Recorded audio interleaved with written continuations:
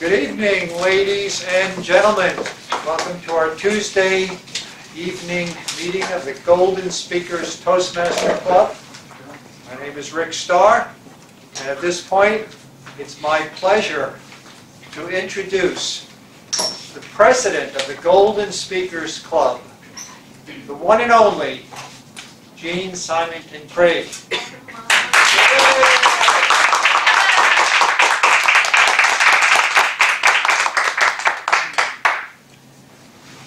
Thank you, Rick. And welcome to Golden Speakers Toastmasters of Fairfield. We meet every Tuesday at the Hy-Vee Community Room at the west side of the store from 7:45 to 9:15. We're a little bit dressed warmly today because we thought we were actually going to have a lot of flowers in here. Hy-Vee is preparing for all the flowers that you all at home and everybody here is going to be buying for their sweethearts. Is this correct? Everyone's got their plan, their flower plan for this upcoming. We want to make sure that home life stays good. We've had members leave because home life was not good. So make sure you've got your flower plan. But they didn't put them in here. They've got all kinds of other accoutrements. But we were told to be a little bit brisk in here. So I went, all right, I'm pulling out the gear. So here we are. Those of you at home, you don't have to be dressed like this. But those of us in the room, if you need to keep your coat on, that's a good thing. Because we don't want anybody getting sick. We do have a guest here tonight, and anyway, will you stand and say your name, because we like to learn how to say names, and then just what brought you to Toastmasters tonight. Okay, thank you. My name is David. I'm a student at Maharishi University. I'm studying computer science. I'm from Ethiopia.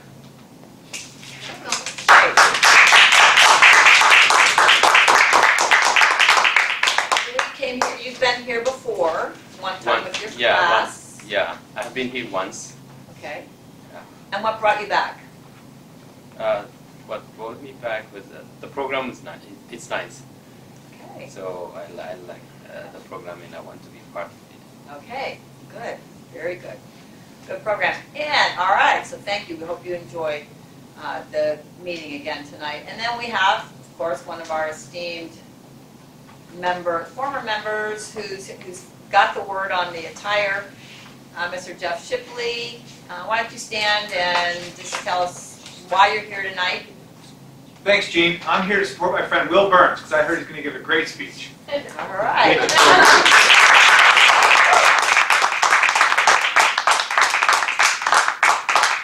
Honestly, members, when you're giving a speech, that is a great way to invite a friend to come along and see what's going on, to give you the support, bring your entourage. Remember Samantha? Samantha used to show up here with about 6 people. They'd all be here, and we'd say, well, what brought you Toastmasters? Samantha told me I should go. She was here, and she would give a speech and like that. So go ahead and feel free to do that when you're doing a speech. Part of me feels like I'm in a I just feel like I'm in a closet or something. Pretty heavy-duty thing for me. Okay, so if I'm peering at you, it's because I'm trying to get used to this hat. All right. Do we have any immediate business that I forgot from our officers? We did have our officer meeting today. We have some announcements at the end. Oh, yes. So if you have a device, a ringing, stinging buzzing machine, please turn it off so that we don't get disturbed tonight. Perfect. Thank you, Rick. All right. With that in mind, I'm going to go ahead and introduce our Toastmaster for the evening. Just back from tropical weather, Miss Annalisa Fredrickson.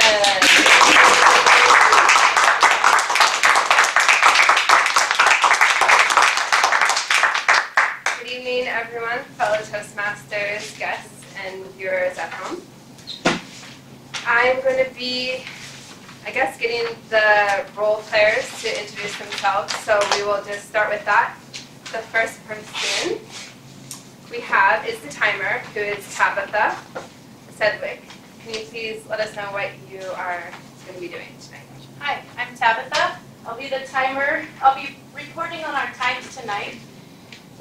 We like to teach time management in our speeches, and for our first speaker, he will be speaking for 20 minutes, but I will give him warnings at 15 minutes and then 50 seconds.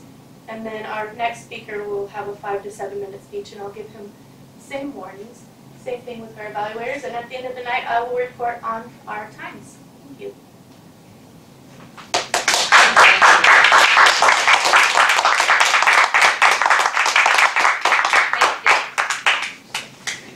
Our next role player is Rick Starr. He's going to be the grammarian.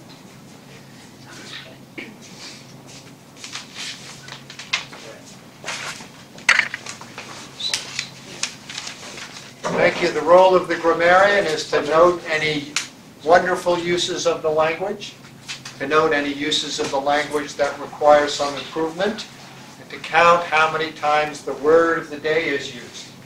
You can all see on this whiteboard in the back of the room, the word of the day is advice, an opinion or recommendation offered as a guide to actions or conduct. To use that in a sentence, I'll read from the agenda, a quote by Harry Truman. I have found the best way to give advice to your children is to find out what they want and then advise them to do it. Thank you.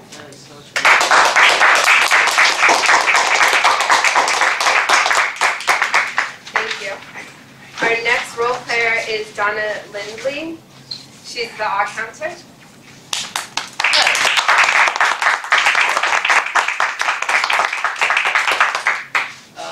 My job is to, when everybody speaks, I count how many filler words they use, like like, you know, so, but, and some tongue clicks. And at the end of the evening, I will let you know what I found.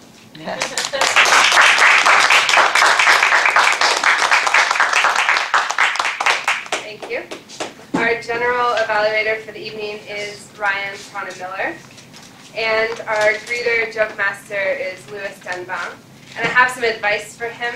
He needs to make sure he has a funny joke. That was my advice. Right? Funny joke. I'll try to take your advice. All right, so on to prepared speeches. We're going to have Duard come up to evaluate Louis.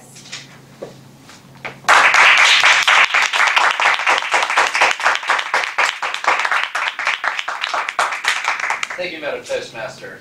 Greetings, fellow Toastmasters, viewers at home, and guests. My pleasure to evaluate Mr. Louis Denbaum this evening, who has worn many hats: CPA, lawyer, meditation teacher, entrepreneur, trainer, chief financial officer, general counsel, chief executive officer, law school professor, relationship coach, and most recently, communication consultant. In addition to relationship and executive coaching, Louis is presently teaching communication skills and team building businesses. He is the co-author with his wife Diane of the book Madly in Love Forever, A Guide to True and Lasting Love. He has been a resident of Fairfield since 1996. He and his wife Diane have a blended family of 5 young adult children. Tonight he will be delivering speech number 5 from the Professional Speaker Advanced Manual. The objectives are understanding the concept and the nature of motivational speaking. 2, apply a 4-step motivational method with the purpose of persuading and inspiring. 3, deliver a motivational speech to persuade an audience to emotionally commit to an action. I'm sure there will be plenty of advice in the speech. It will be between 15 and 20 minutes long. A crash course to pursuing your dream. Wonderful title. Please help me welcome Mr. Louis Denbaum.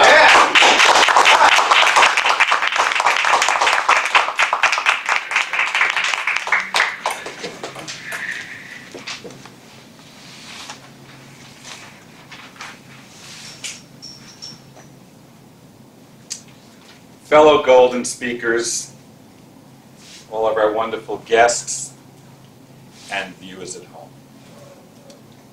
Think back to this morning. When your alarm clock went off or when you opened your eyes naturally, what did you feel? Did you have the enthusiasm of a child on Christmas Day?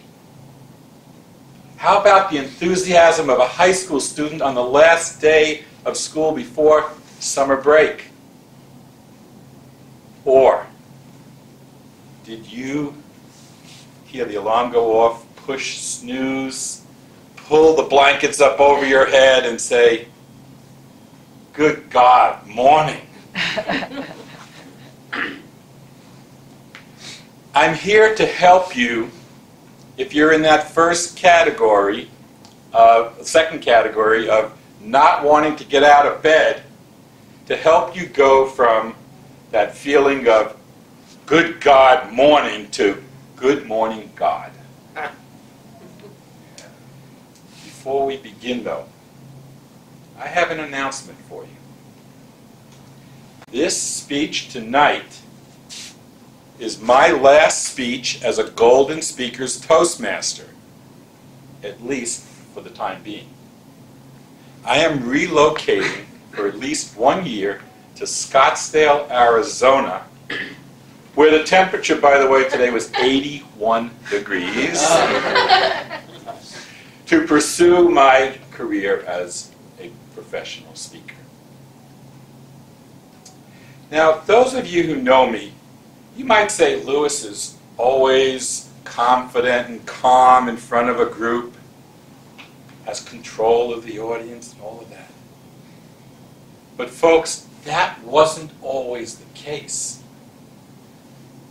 In fact, when I was in 4th grade, I had a speech impediment. I had what's known as a lateral emission lisp, which meant when I used an S word, the air would come out the sides of my mouth rather than straight out the front. And you know those 4th and 5th graders, right? They teased the heck out of me. So I became very quiet and very shy. And I certainly didn't like to speak in front of groups. My elementary school, every grade did a play once a year. So it came time for the 4th grade play. First day of rehearsal.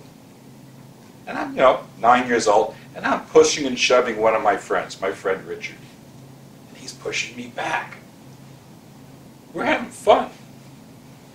The teacher, though, doesn't like it. She says, "Boys, if you don't cut that out, I'm not going to let you be in the play." Aha! Light bulb went off. I'm pushing Richard harder than before. It's like, yeah, push him, push him. "All right, boys, sit down. You're not in the play." Yes. Hallelujah. I don't have to get up in front of an audience. But it came about 2 weeks before the play, and the teacher realized that, wow, Lewis and Richard's parents are going to come to the play, and they're not going to see them. I got to put them back in. So we got put back in the play. Fortunately, neither one of us had a speaking part, so I was still saved. So to be a public speaker, you can't be shy, right? So that was something that down the road I had to overcome. Now, I'm in college. And one of the required courses is Public Speaking 101. Our first homework assignment was very much like what we do in Toastmasters, an icebreaker type speech. The day comes for me to give my speech. I get up there, my knees are knocking, my hands are shaking, and I get up there and I'm able to get the first 3 memorized sentences out. And then I could not say another word. I don't know how long I was in that position. It felt like forever. Maybe it was a minute. I'm sure I was beet red, embarrassed as anything. Finally, the professor said, "Mr. Denbaum, you can sit down now." That was the most horrific experience I can ever remember going through up to that point in my life. Somehow I got through the rest of the course. I don't even remember how I did it. But that left an impression on me. Public speaking is not fun. Now, while I was in college, something interesting happened. I learned to practice something called transcendental meditation. And I really enjoyed it. And I decided I want to become a teacher of this meditation. So when I graduated, I went off to Europe for 6 months, and I became a teacher of the transcendental meditation technique. I returned home to my hometown. Well, it's more than a town, New York City. And it came time for me to get up in front of audiences. But I still had my speech impediment. So I was uncomfortable, really uncomfortable with the fact that I'd have to get up in front of 100 people or more. What did I do? I found a speech pathologist, someone who works with people's speaking problems. 3 days a week for an hour, I went to see this woman, and after about 3 weeks, I was able to correct the problem. So now, one of the obstacles to speaking in public was gone. I was still nervous as heck getting up in front of the group and talking about meditation. But at least I didn't have the speech impediment as an excuse anymore.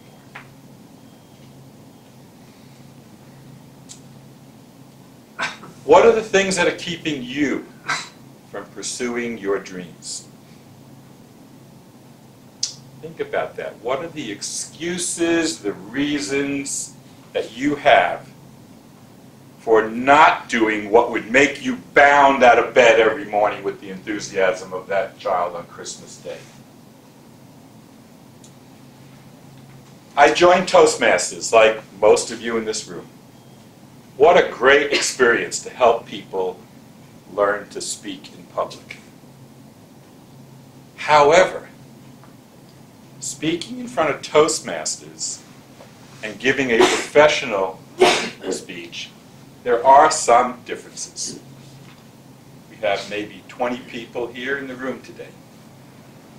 Professional speaker, you have to be ready to speak to 500, 1,000, or 5,000 people. In Toastmasters, when you give a speech, you're not paid to give the speech. But when you're a professional speaker, you could be paid 1,000, 5,000, 10,000, and some people, like former presidents, over $100,000 for a speech. There's a lot more pressure on you when you have that many people to address and you're being paid a lot of money. So what did I do? About a year ago, I was looking for a way to catapult my career as a professional speaker forward. I found a man by the name of Jean Symington through the National Speakers Association. He was one of their keynote speakers at their annual convention. I'm thinking, if he can be a keynote speaker at the association meeting for keynote speakers, this man has got to be good. Let me tell you something about Jean Symington. Jean is also called the 3-foot giant. He was born with brittle bone disease. Very, very soft bones that could break at any moment. The doctors said he wasn't going to live past his first day on earth. 36 years later, he is proud to say, as a joke, he says, "Here I am, I'm alive 36 years later, and all of those doctors are dead." Sean had a lot of reasons, excuses to accept a life of failure. He broke 200 bones by the time he was 18 years old. But he did not accept those excuses. He calls those excuses that we all make, including me, he calls them buts, B-U-T-S. Sean wrote a book called Get Off Your Butt. Okay, so I want us all to be thinking about what's your butt?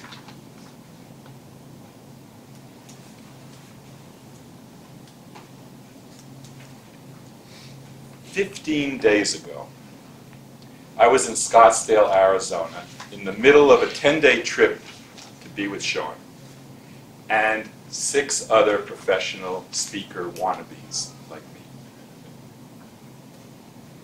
That day, Sean walks into the classroom and he says, you know, I've been up all night.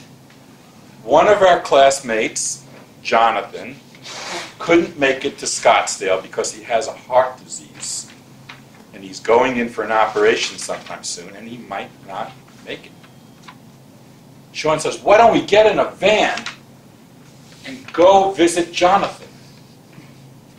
I kind of looked at him like, this is a pretty harebrained idea. But after a couple minutes of thinking about it, Sean, that's a great idea. I mean, you know what this man is going to think when we travel 6 hours to see him? He's just going to think that he's feeling so loved, and what a way to go into a heart surgery with feeling all that love of your colleagues. So we got in this van, which was a handicap accessible van because one of my classmates is in a wheelchair, and the only way he can come on the trip is if we took his van. So he wheeled in, took his place by the driver's side. One of our colleagues, Jamie, sat in the front seat. Sean, less than 3 feet tall, sitting in her lap.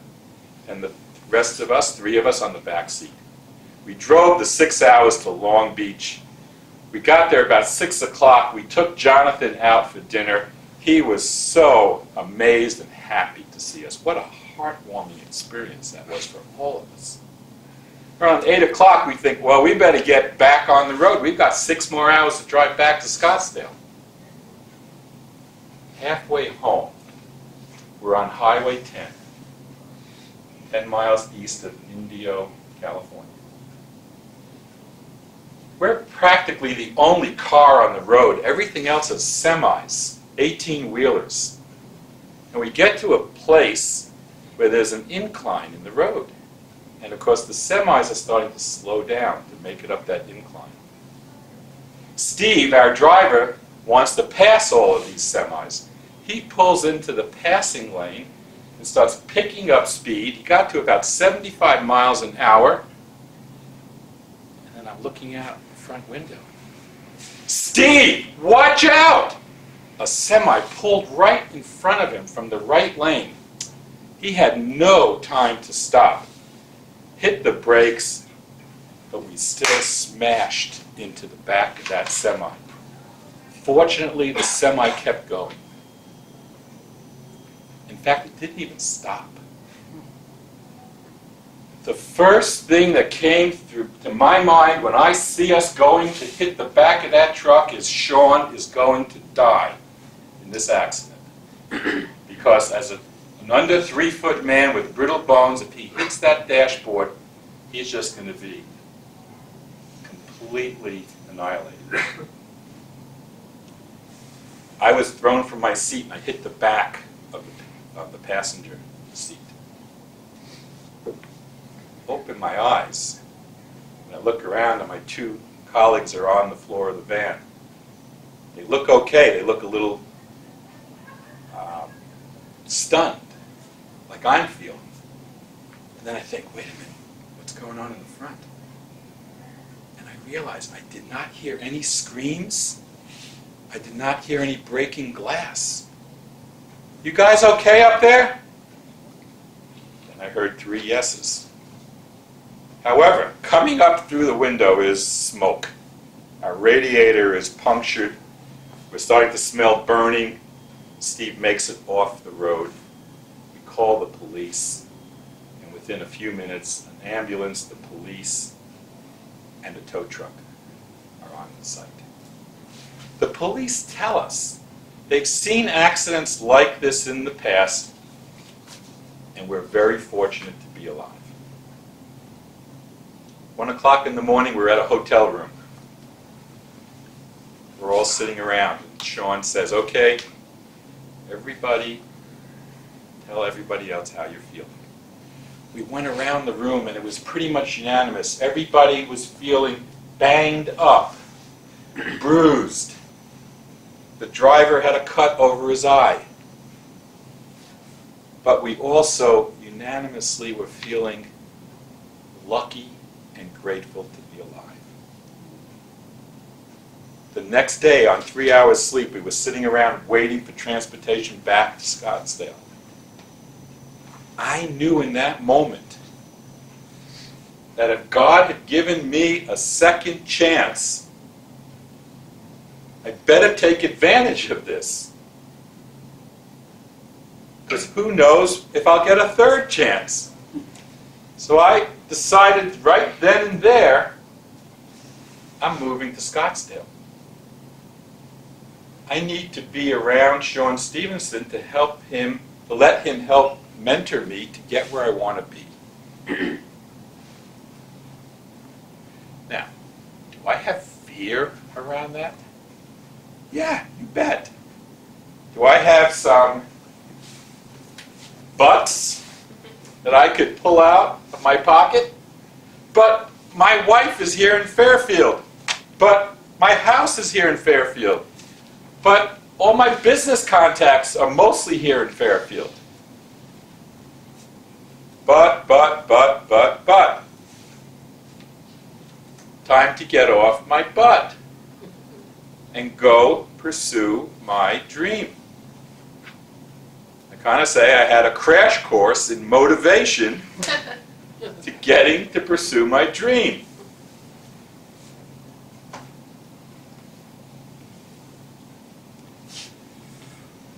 So I want you all right now, think about what do you really want to happen in your life? Are you right where you want to be? If not, what can you do right now? I mean right now, I say tonight, before you go to bed. Or at the absolute latest, tomorrow before you go to bed. What step can you take that will be the first step towards moving you more towards where you want to be? And I know you're going to have a lot of buts. If you're like me, you will come up with all the reasons why you can't take a step forward. But look around at the people in this world who do take that step forward. That is the way to move towards your dreams.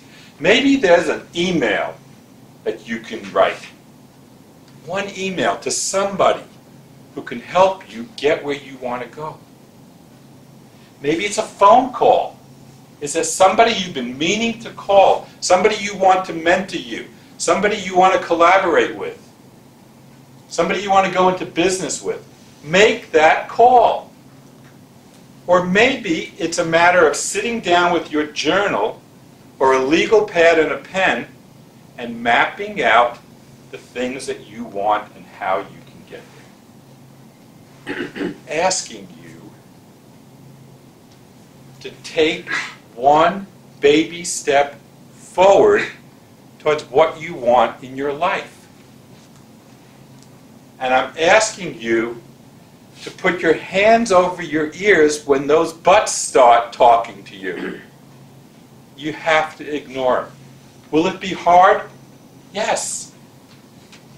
The fear that I have about moving to Scottsdale is there. But when I think about not going and not pursuing my dream, there's way more fear about that. This might be my last chance, and I am going to take it. And I want to see all of you doing the same thing.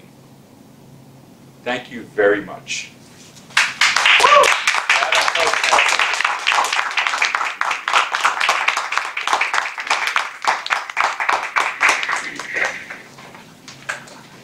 Thank you, Lewis. That was very inspiring, and I wish you the best of luck in Scottsdale. Thank you. So we have 2 minutes to evaluate the speaker. Tabitha, if you can time. Welcome back. I'm now going to invite Dan Craig up, who's going to be evaluating Will Burns.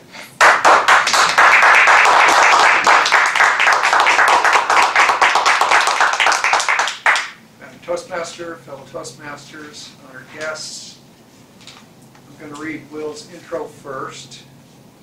Will Burns is delivering speech number 3 from the Speaking to Inform manual. It's an advanced manual.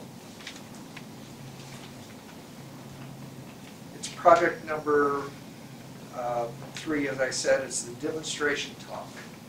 In this, Will shall demonstrate a process or activity or a concept without notes. Will enjoys good cheese, exotic wine, and fine company. Today, he will give you tips to improve your Epicurean experience. So without further ado, I'm going to read the objectives. The objectives of this project are: prepare a demonstration speech to clearly explain a process, product, or activity. Conduct the demonstration as part of a speech delivered without notes. Please help me welcome Will Burns.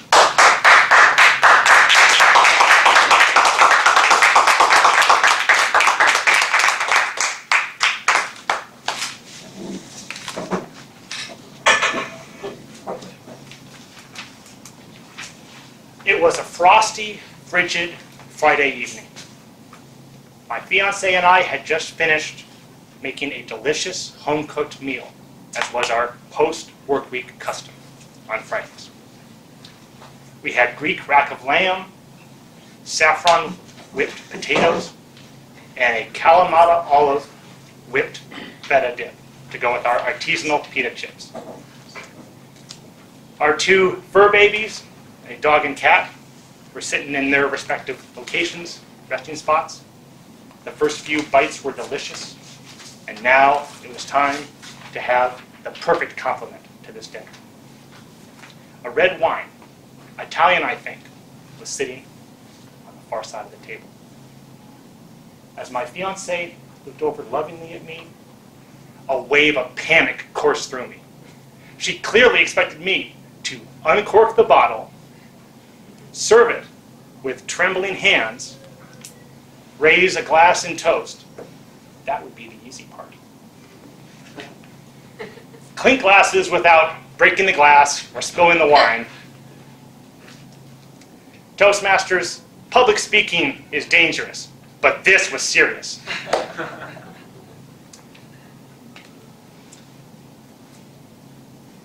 There is a tremendous amount that we can cultivate from enjoying good cheese, exotic tea, and wine from around the world. However, with these last 2, it can be fairly daunting to appreciate a taste for the good stuff. So tonight I will help to assist in having that experience. Before we start, an administrative note that the advice here is for your enjoyment. If for any reason this doesn't make you happier or enjoy more, discard it. Unlike doing your taxes or going to the doctor, this is meant to be enjoyable. So, Jeff, over there, I can see your first question. At what temperature? I have this bottle of wine, but at what temperature do I serve it? Well, for champagne or sparkling wine, the old adage, champagne on ice, holds true. Serve it ice cold. For white still wine, this is wine that is just, still wine is just a fancy way to say wine that is not carbonated champagne. We want to serve it at fridge cold temperatures, about 45 to 55 degrees Fahrenheit. For light red wine, we're talking a Beaujolais wine from France, or a Pinot Noir, you want to serve it a little warmer, at like a room cool temperature, of about 50 to 60 degrees Fahrenheit. While for our robust reds, like a Rioja from Spain, or a Merlot or Cabernet Sauvignon, we want to have it served at 60 to 70 degrees. Now that that first portion is taken care of, we can move to the next part.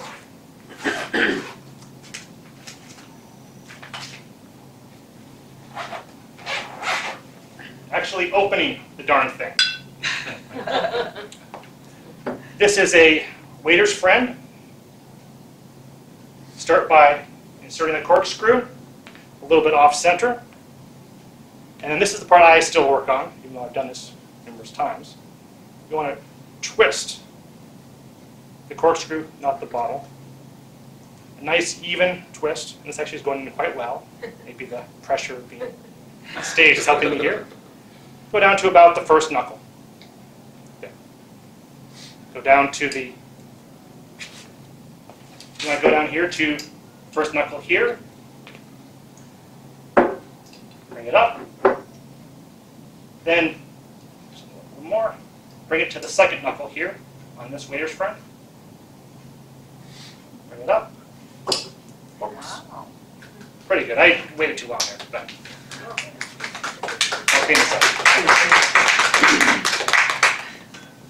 Stuart, as my lovely assistant, would you please take this bottle and pour it into that sink if you're done with that portion.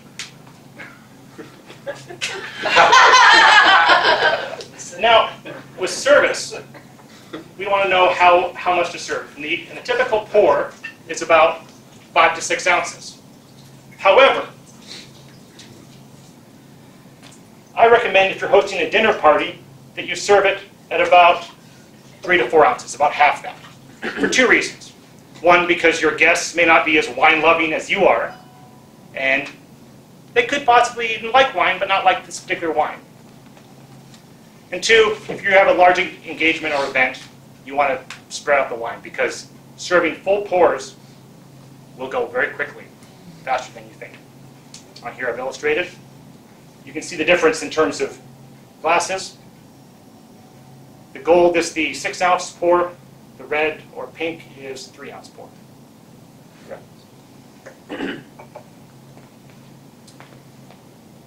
When you pour, this is water or vodka. Today it's water. There's numerous ways you can pour. This is usually bottled, incidentally. You can grab it by the punt, which is this portion right here on the end.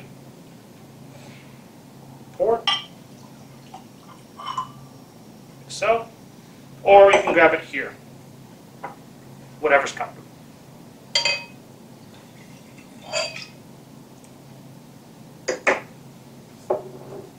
Now, the last thing you want to consider is when you're clinking glasses, you want to clink on the bell, not on the stem. The bell is stronger, the stem is weaker.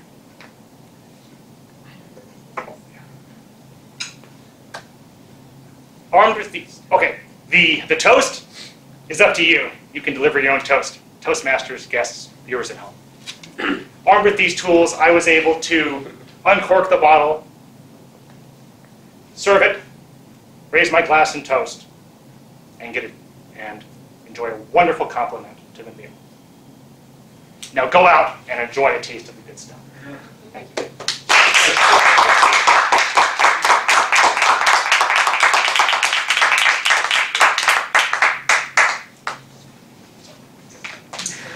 Thank you. I Go actually ahead. learned a lot about wine, so thank you. 2 minutes to evaluate Will. So, Tabitha, which speaker is qualified? Both Lewis and Will qualify. Okay. So I'm going to have all of you find the little voting slips, and you can vote for your favorite speaker. And those are Will and Lewis. So now we're moving into our evaluations section. I'm going to be calling up Ryan Miller. He's going to be introducing the evaluators.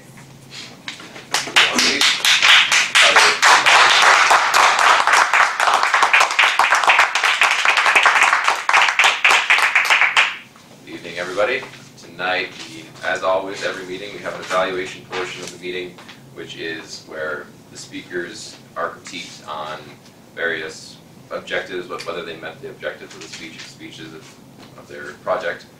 And so the two speeches are going to be evaluated. First, we have Lewis's speech, which will be evaluated in completeness with a 2 to 3 minute time frame. And our first speaker to evaluate Lewis will be Stuart Straub. So please welcome.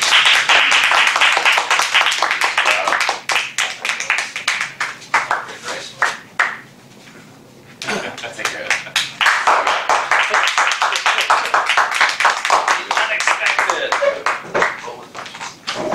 Thank you, Mr. General Evaluator. Fellow Toastmasters, guests, members at home, a crash course to pursuing your dreams. That was wonderful. Did the speaker make his or her proposal understood? He made it very clear that the first step must be taken toward dream realization. And the humorous emphasis on getting off our butts, clear the butts out of the way, so that we can live the life that we want. Good use of seriousness, humor, this alternation is important. Action, consequences, doing, not doing. Did he or she appeal to our beliefs and values of the listeners? I think implicit in the speaking was, and always should be, inclusivity. I love the examples from childhood about people who stand out, and then an instructor who says, wait a minute here, everyone has value, now how do we get everybody to work together? And the beauty of that is an inspiration throughout life to add value to the lives of others. So there's a lot in the speech that was said, and then wonderful things that were applied also. So I love it when people layer meaning on their sentences. Was he positive? Big yes. Did he show enthusiasm? The positivity and the enthusiasm were evident throughout. The passion for helping others rise to the challenges of life so their dreams could be realized. Now that was truly inspiring. Did Lewis make use of gestures? Absolutely. My favorite being to emphasize how terrible the crashing of the van into the semi would have been. In the beginning, you're very good about opening the arms, and that's a way of letting the audience into the presentation. It's very warm. And acknowledging the audience. That's something that I might utilize. I often just speak to the camera, but you extended your arm. I like that. Was an incentive built into the talk? I love how you emphasize not making excuses. And then the visual of the buts. Many strong examples. Throughout the greater, lesser. If you don't take action, the quality of life will be low. And if you take action, your quality of life will be high. And the incentive is to raise the quality of life. It's beautiful. And what could have made it better, there was a time, sometimes your voice drops when you were talking about emergency vehicles and that everybody was okay. It just seemed to, and there's an emphasis on the quiet, and it just seemed like it dropped a little low. And then, if you could have added an additional description of inspired life, because people who want to overcome who have to overcome great obstacles, that's very striking. But so many people who don't have to do that, they're complacent and their life's okay. And so, if you could have added a description of, say, an average person taking action. Excellent speech.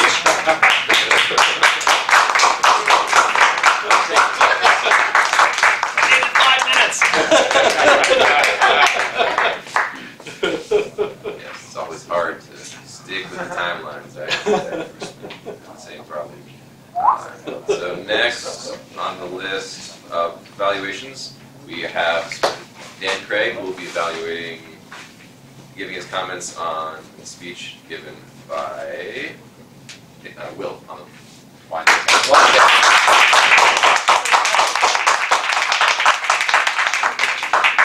Thank you, Mr. General Evaluator. I'm going to go through the manual objectives to evaluate Will's speech. The first thing that the manual asks is how relevant did the speaker make the talk to the audience's interests. I thought he did a nice job of setting a scene and explaining how he got into this sort of tense feeling about having to deliver with these mechanics of pouring the wine and all that. And I think that that made us all empathize. So I think we've all probably had the thought that we'd like to know more about wine. We thought it was a little too complicated, etc. So that's how it tied in for us. Describe the demonstration impact on you. I guess I just did. I've had that feeling that I'd like to know more, and I enjoyed learning more. I enjoyed hearing, champagne on the ice, white still wines at a certain temperature, light reds at a different temperature. That's all fun. How appropriate was the choice of demonstration method? Very appropriate. It was quite interesting that he pulled out the bottle and showed us how to uncork it. One little feedback that I have on using the waiter's friend is you were saying you take it to the first knuckle, and then you take it to the second knuckle. I'm going, no wait. Does he mean on his hand or what? You explain later, but I just as soon know up front. Then there was the uncorking and the suggestion of having the smaller sizes, the demonstration of what the two different size glasses would hold, and the pouring, very nicely done. I thought the most effective part of the demonstration was actually the uncorking. I think all the guys in the room, maybe the women too, I'm being a little sexist, were looking at that and going, gee, I don't know how to do that. But it doesn't look so bad. So good job. What could the speaker have done to make the demonstration more effective? I thought the only thing, really, I thought the demonstration was really quite effective all the way through. I thought the only thing you might have done differently was actually in terms of the beginning of the speech, the intro. As you began your speech and you talked about cheeses and teas and wines, I had the feeling that we were going into a broader subject. So if you had narrowed it for me so that I knew that just a transition sentence, so I knew we were talking specifically about wine, then I would have known where we were. But very enjoyable. I appreciate it, and let's all go drink some vino.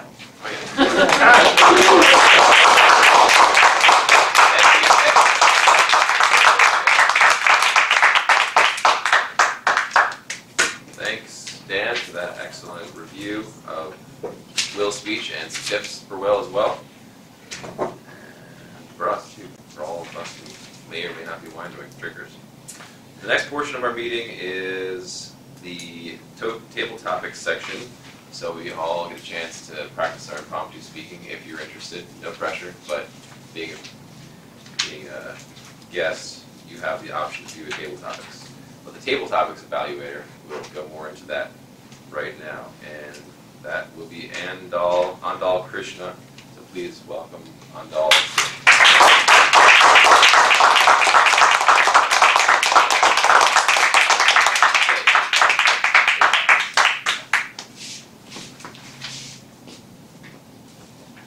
Good evening, Toastmasters. table topic is going to be the best advice I had ever received. Well, I have 8 quotes in regards to this topic, and I have marked with colors. The speaker can choose a color, and then I'll read the quote for them, and then you can start to speak. And you will have 30 seconds to think and prepare before you speak.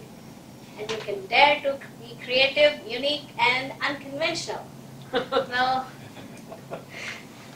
yes, we have Jean. I just want to ask a question. Yes. So you'll read the quote, and then what is it you want the person to do with the quote? Well, you can talk in regards to the quote, or even if you are not able to speak with regards to the quote, you can go with your own thoughts. So just whatever the quote inspires you to Yes. talk about. Okay. Any volunteers? Yes, no.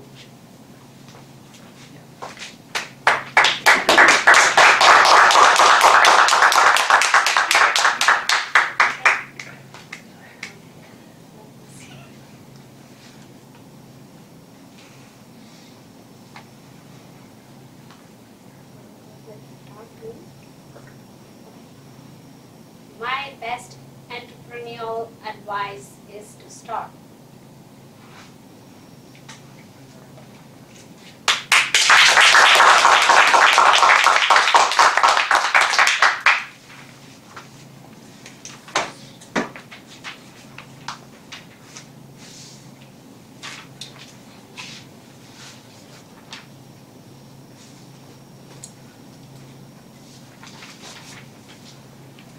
Thank you, Ondal. And I gotta say, for a woman with a fairly soft voice, she has one heck of a handshake.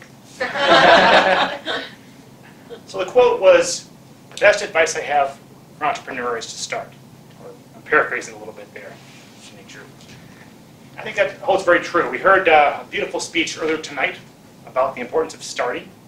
It certainly inspired me to take a, look at my options, push aside the buts, and take a step forward.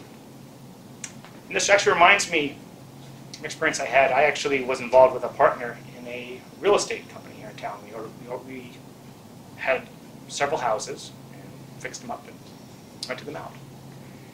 And I learned a lot in that process. I learned that references are your friend. You can never be too thorough about checking references. I learned that it's important to get cash flow early, not go too heavily into debt. And I learned that even if a partnership can end, as ours did, that we parted ways but remained friends. Another good lesson.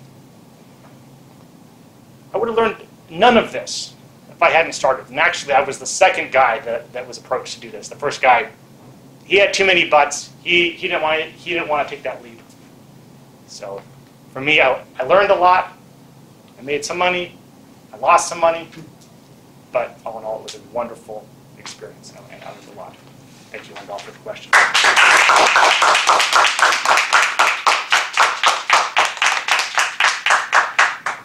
Who's our second volunteer? Sorry, I didn't know your name.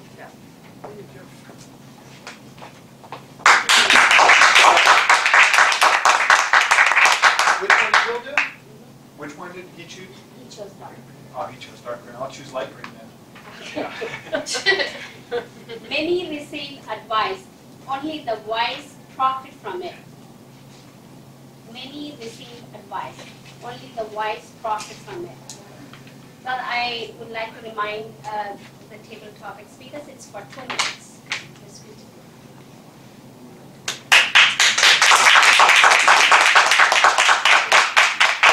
Thank you for that prompt, fellow Toastmasters. It's always a pleasure to visit with you. I've received a lot of great advice in my lifetime. I had a lot of mentors and friends who are eager to help me out. Also received a lot of good unsolicited advice, which I needed to hear in that present moment. One thing I heard that really stuck out was shut your mouth, or the way it was communicated, shut your damn mouth. Really needed to hear that one. Another smart person said, don't talk to police, or rather ask them questions. Am I free to go? Am I legally obligated to comply with that request? How can it be of service? I know another real smart person once said, establish yourself in being and then act. I've also heard, love yourself and then love others as you love yourself. I thought that was pretty good advice and practical as well. Something else that really stuck out recently, which I really needed to hear, I'm going on, well, I hope I can seal the deal on a Valentine's Day date, which we'll buy flowers from Hy-Vee, of course, which is something I'm not actually very experienced with. So I solicited some advice. Say, hey, just be yourself. That's pretty simple. And I thought about it. That's actually pretty dang good advice. I'm Jeff Shipley. No one's ever going to come close to my unique perspective experiences. No one will ever be able to recreate what I have to offer. So I might as well just go all the way with it. There's so much pressure to conform in this world, to assimilate with the status quo and just kind of match the frequency that be. But when I'm myself, I have the power to create infinite joy, create infinite wealth, abundance, if I'm being myself in my unique vibration. So I took that to heart, and hopefully we can seal this deal and see how that goes. On that note, thank you very much. Again, it's a pleasure to be with you as always, a very inspirational meeting, and I'm very happy to attend. Madam King.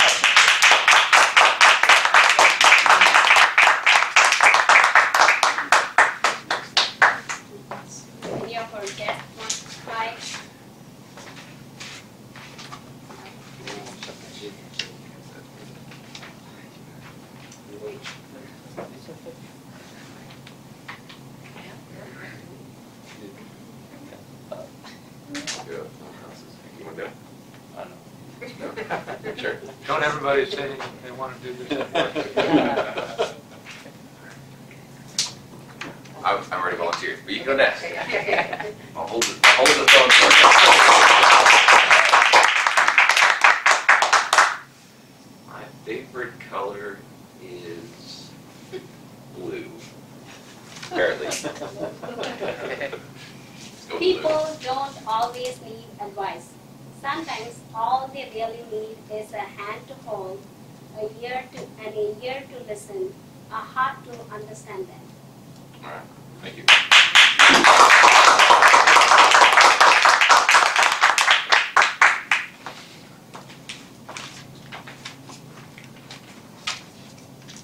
All right. I think the first thing that hits me when I hear that quote is a song that I learned on the guitar about 5 years ago, which at the time I was in college and I needed some support, and I was interested. It's called Lean On Me. The song is called Lean On Me. You might know it. It's, I forget the artist, but it's a really good song, and if you're needing someone to be an ear for or hold their hand or something, that song is a great encapsulation of that kind of idea, which in my life I think I've really found some people to kind of share that experience of give and take. You know, give and take is so important, and the advice that you can give to someone in a moment of need is sometimes really powerful. And taking advice and following through on it can also be really powerful. And I think, but like Jeff was saying, being yourself and being just really tuning into where you are in that moment when someone is needing support, as opposed to being like, oh, you know, they're fine, they don't need any help, they're just they'll be fine. But actually tuning into like where you are in that moment and what they, you know, kind of listening to your conscience, like what is your conscience telling you? I think that can be pretty helpful way to lend a hand, to lend an ear, and you know, even if it's something simple like someone needing to, you know, you're walking down the street and they ask you where's the train, you know, or how do I get to the train? You know, you could just tell them. Well, we don't have a train in Fairfield, but that's one thing you tell them. But the other thing, just give them a full answer as opposed to a short answer. I think that's part of a way that I found to lend an ear, lend a hand. Full answer, just be patient, spend the time with them. So that's what I've got.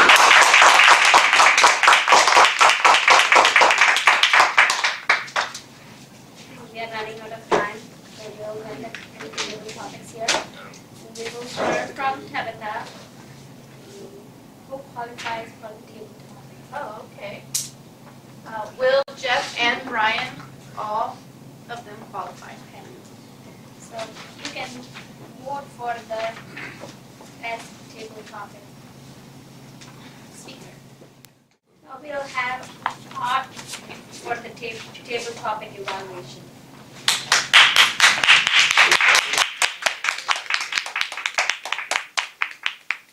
Correct. Toastmaster, she does have an excellent handshake. My name's Art Atkinson. My job is to provide a brief evaluation of each of our table topic speakers. I wanted to compliment Andal on the very clever use of color as the selection method for choosing the questions. First of all, Will spoke.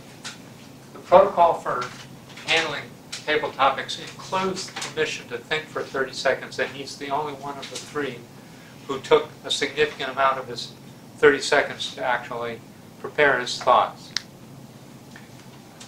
He repeated the question, which is a very good practice in my opinion, since I had difficulty hearing the question when it was delivered to him. He told us a story about the lesson that he had learned on the subject of, as an entrepreneur, just getting started. He had excellent gestures about, I lost some money, I gained some money. You know, his hand gestures were excellent. Will, you have a delivery that involves, well, you start your sentences really powerfully and then they taper off. I usually cannot hear the end of a sentence that you swallow. And that would be my recommendation for you. Otherwise, I thought it was an excellent table topic. Jeff has no such problem whatsoever. Jeff has tremendous vocal variety and volume. How the wise profit from advice. He gave us a catalog of excellent advice that he had received, some solicited, some unsolicited. Jeff, my suggestion for you would be take some part of the 30 seconds and think about, how am I going to give this structure so that I can wrap up? What we did was we had a journey through a variety of pieces of advice that you have received that had made an impact on you, but it didn't actually ever wrap up. You ended on an interesting note about the date and making that all work. Great vocal variety, but structure was lacking. Ryan also did not take any part of the 30 seconds or repeat the question.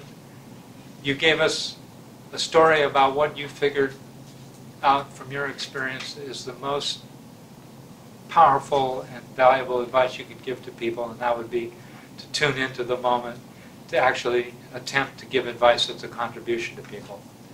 Again, no structure, and that would be my recommendation, be think about structure. Madam Table Topics Master. General evaluation. Ryan, sorry.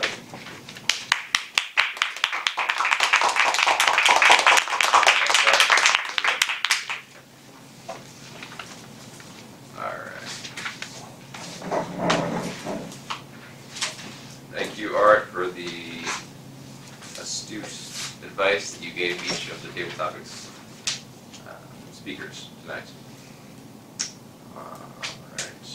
The next part of our meeting is the general evaluation, which is my duty, and I will be giving them. I'm sorry.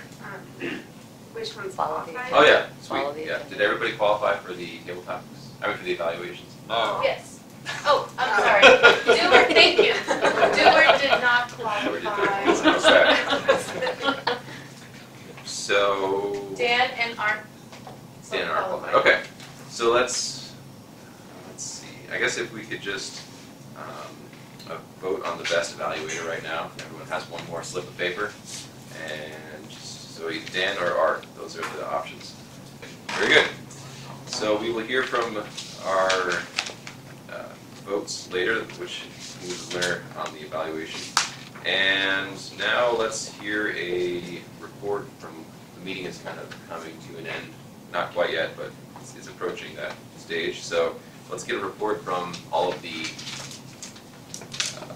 meeting role players. So first we've got Tabitha. What you got for us on the timer?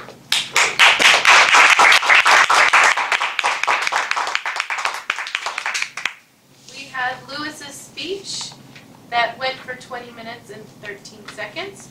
He qualified. Will, 6 minutes, 53 seconds. Qualification.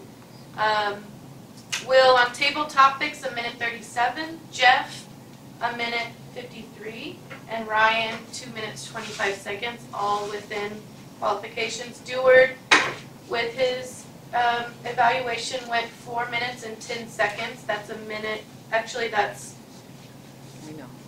it was supposed to be limited at 3:30, so that's why he went over. Dan, 2:53, and Art, 2:43. Both qualified. Thank you. Thank you.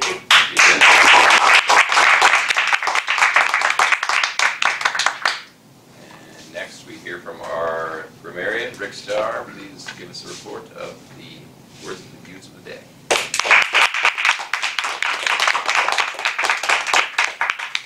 Thank you. Very, very nice use of the language. I've picked one example from all the speakers. Lewis encapsulated the impact of the speech. He said, "You'll change from good God, it's morning, to good morning, God." I love that line. Will started out his speech with a frosty, frigid Friday evening. I like that. Stewart, sometimes it's very effective when you don't use complete sentences. You just said actions, inaction, consequences, and that gave the whole meaning of what you wanted to say. Dan ended his evaluation with "let's all go drink some vino." I like that. Jeff, in his speech, he said he received some much needed advice: shut your damn mouth. And Ryan, thanking Art, he thanked Art for the astute advice you gave to the table topic speakers. 4 people said the word of the day: Annalisa, Lewis, Stewart, and Andam. Thank you. Thank you.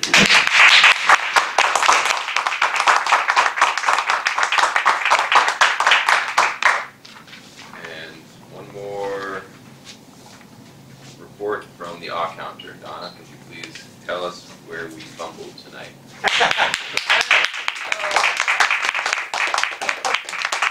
I did the big fumble because I got so engrossed in the talks, I forgot that I was supposed to be doing this. Okay, so, but I heard a little bit, not much. So Annalisa did one so, Lewis one but, Deward one so, Will one but. So strange. Again, and Ryan one up. All right.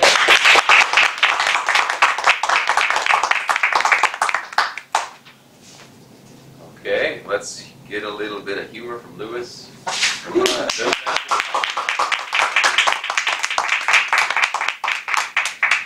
Jacob is age 81 and Rebecca is age 80, and they're living in Miami. And they're excited about their decision to get married. Unlike Jeff, they actually made the right decision.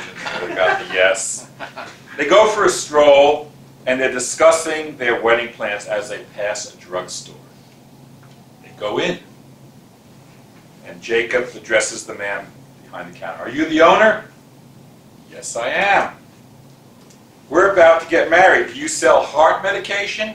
"Of course we do." "How about medication for circulation?" "All kinds." "Medicine for rheumatism?" "Definitely." "You bet." "How about medicines for memory problems, arthritis and Alzheimer?" "Yes, a large variety, the works." "What about vitamins, sleeping pills, Geritol, antidotes for Parkinson's disease?" "Absolutely." Absolutely. You have everything for heartburn and indigestion? We sure do. Do you sell wheelchairs and walkers and canes? All speeds and sizes. Adult diapers? Sure do. Great. We'd like to use this store for our bridal registry.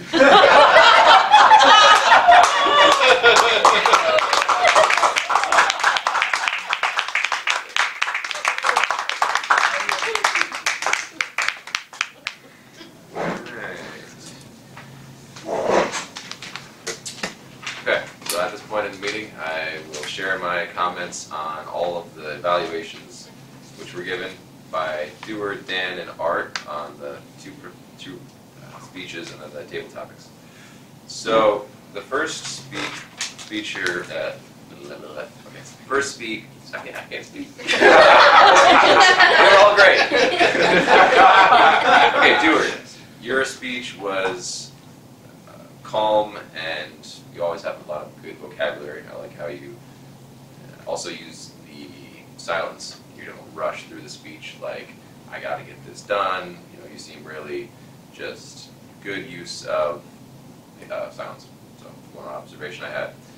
Use the manual, definitely, and which, you know, is kind of a big thing in Toastmasters. You're supposed to follow the manual unless you have something really brilliant to say, you know, about the speech, which you did have some brilliant things too.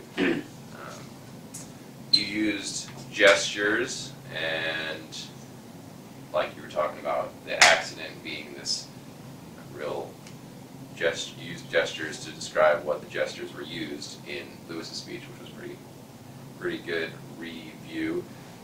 I mean, it's such an amazing speech to hear. I felt just really grateful to hear it, and so it's hard to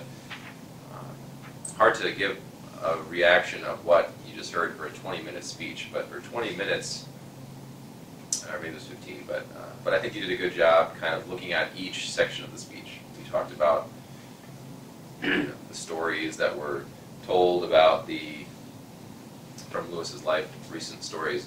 So I think you did a good job just analyzing the speech and talking about each section of it, if that makes sense. And you generally had a good overview of the style of the speech. And maybe a praise would be, or something you could work on, maybe sticking with like one theme for like maybe maybe like a half minute or a minute. I just kind of seemed to be, like when I was listening, I felt like you were bouncing between a lot of themes in a short amount of time, which is hard because there's not much time. But that would be one improvement. So yeah, Dan, you seemed real happy. You were just happy to be up there evaluating, and I kind of was glad to hear your enthusiasm in the speech or in your evaluation. It was real enthusiastic. I think you talked from the manual too, and you basically at one point you seemed to be giving your own opinion on the speech, which is, I think, awesome. But then also you talked about the manual, or talked from the manual. So again, good work on that. And the effect on the audience, I think, talked about Will's wine tasting having an effect on the audience, and your question was, how did it affect the audience? And I think the main thing was curiosity. I was curious, you were curious, and so everyone was like, what, this is wine tasting 101, what do we do, how do we learn from this? And so you captured his just main purpose of the speech, I think. And Art, you looked at the speaker during each speech, or each table topic speaker. You talked to each of them, and yeah, I really don't have anything to tell you. I just liked where you are. There you are. I liked how you had eye contact with each speaker as they were speaking, as if they were like your sole purpose for that 30 seconds or minute, and just to tell them. You always have good evaluations. I think you always have a real good, clear evaluation. So very astute, as I said before. So thanks. Yep, that's all I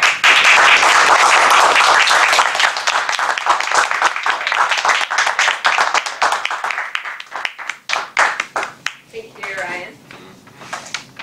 Time for awards. Yay! All right, so start with best evaluator. Let me remember. Yes, I got it. All right, best evaluator is Artie.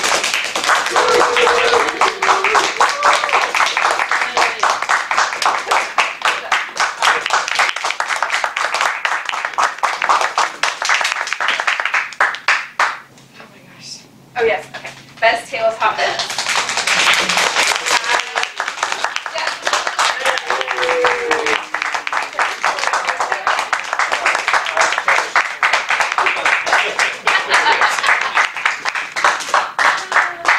And the final award tonight. We are sending him off, Lewis. Good luck.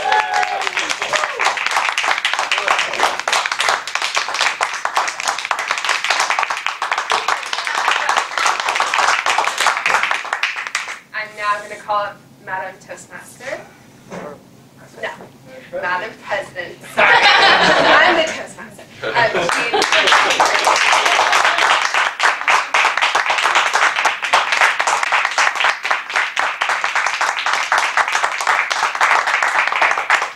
You do a good job as Toastmaster. You Yeah. know, you've been on.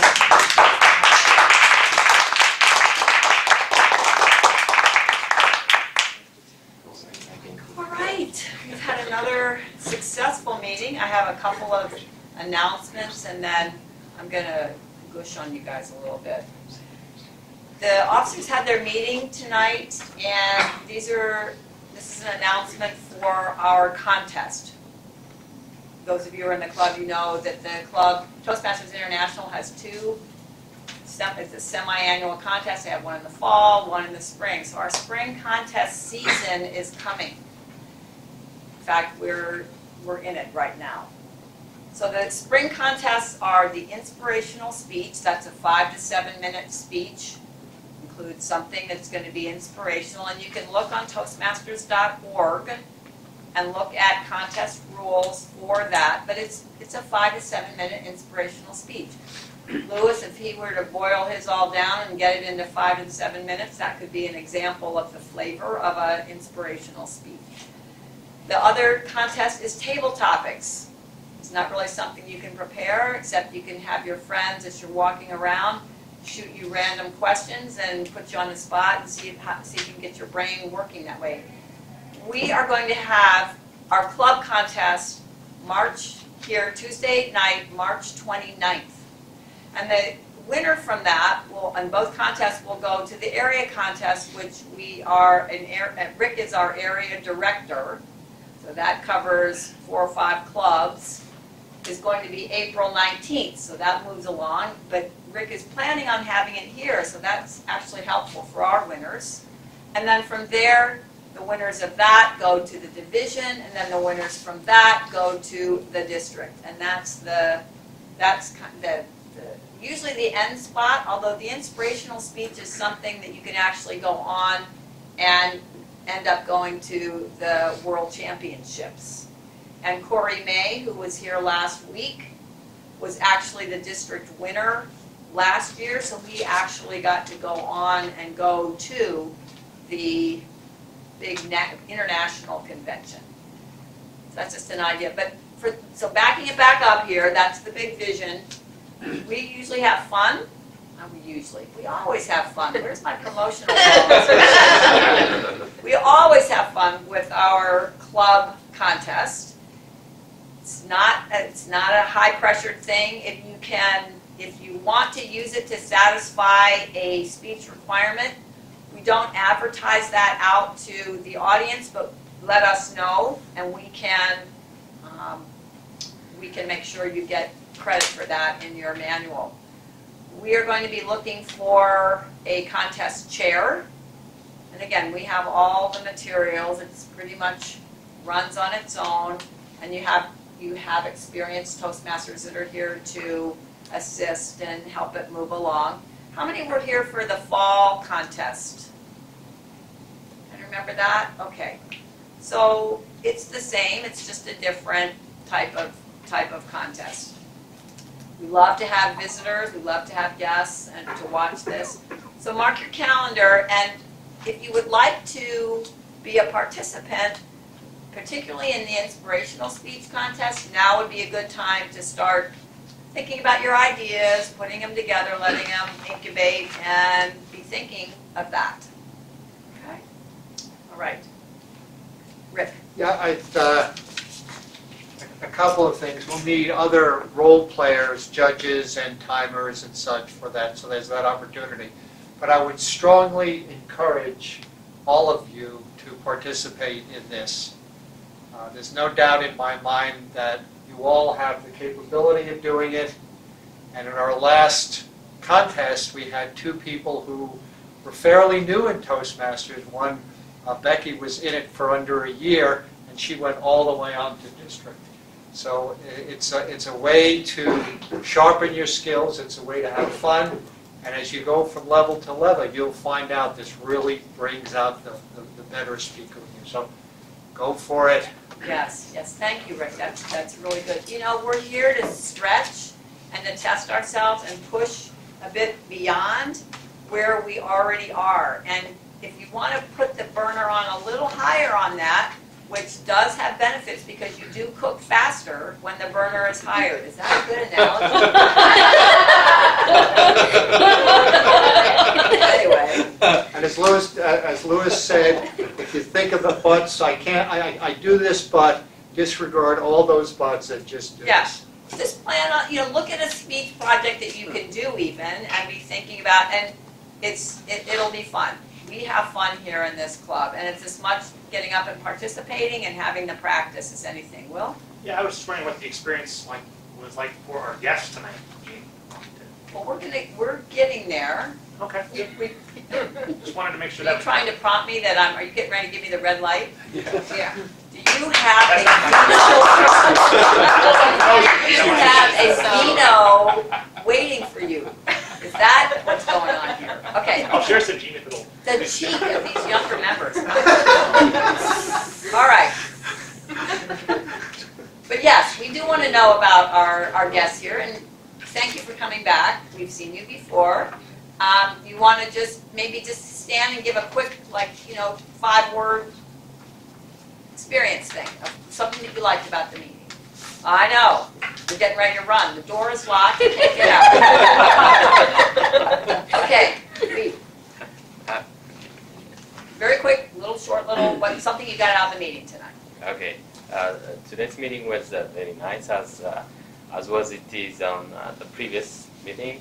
So all the table topics were very nice. They make you to think quickly and to speak out what is on your mind. So it was very nice. Okay, good, very good. Yes? Okay, hello everybody. This is Abraham. I'm not only new for this event, but I'm a new student for Fairfield too. I'm a new student. So I'm from Ethiopia, Africa. So my friend told me about this stuff, about the Toastmaster. So he suggested me to come here. So I came, and I'm here, and I found it so interesting. So you guys are so amazing, and I think I will push forward on this stuff.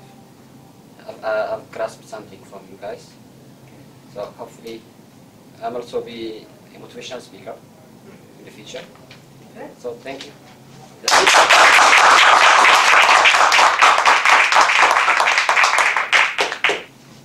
Yes. Am I still trust? So thank you very much, and it's not my first time to be here, and I really enjoy coming here, and I'm looking forward to coming here again.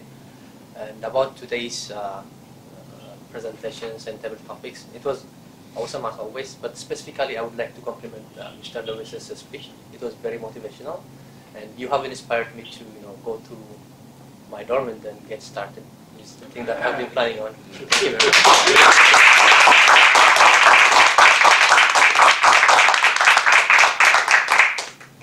Really good. We are always, the rubber really meets the road. You know that American expression?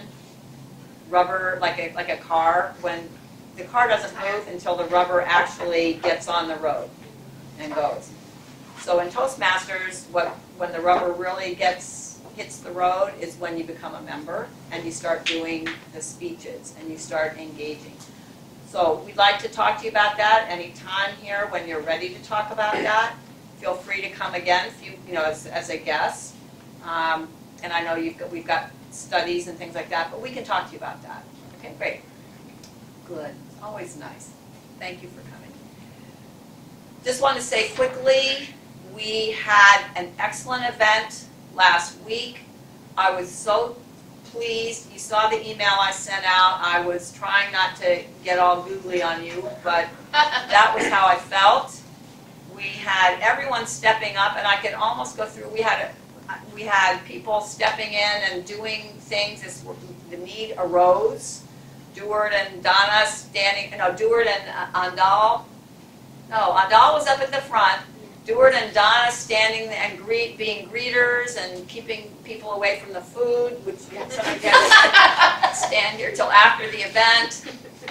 We had an excellent panel. We had a fabulous panel. You guys just hit the ball out of the park. That was also Donna and Andal and Emery and Deward. Deward. You know, people just want more of Deward. So, but anyway, Lewis is the panel moderator, Rick is the organizer, Will doing camera, doing lights, and Dan doing an evaluation. I mean, everything was just, did I miss anybody? I mean, everyone was, whether you were up there in that or you're behind the scenes and you're helping and you're organizing, it was just outstanding. And, we thought we were going to have a blizzard, and we just, thank God it didn't hit us. So we had a nice room, I felt. So, congratulations. It was just really, really well done.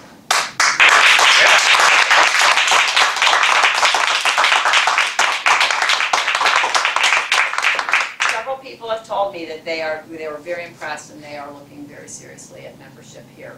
So this is the time we're building our membership. I think that's about it. Are we good? Officers, is there yes? Just one more thing. We're running a little light in speeches over the next couple of weeks, so don't everyone flee. I have to talk to you before.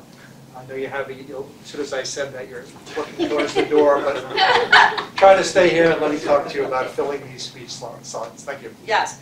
As a member, you've already taken that step, but now your rubber meeting the road is signing up and taking your next step, doing your next project. And honestly, a car that is doing that regularly is smoother than one that does it every 4 or 5 months. It's more shocking like that. So I'm just going to encourage you. I'm backing that up on Rick. We're going to be looking for, and it's great. It's just great. And Lewis, we are gonna miss you, but we are so excited for you for taking this step. All right. With that, we're going to go ahead. We're going to call the meeting adjourned, and please stay and help us put this all back together. It makes many hands make light work. Meeting's adjourned.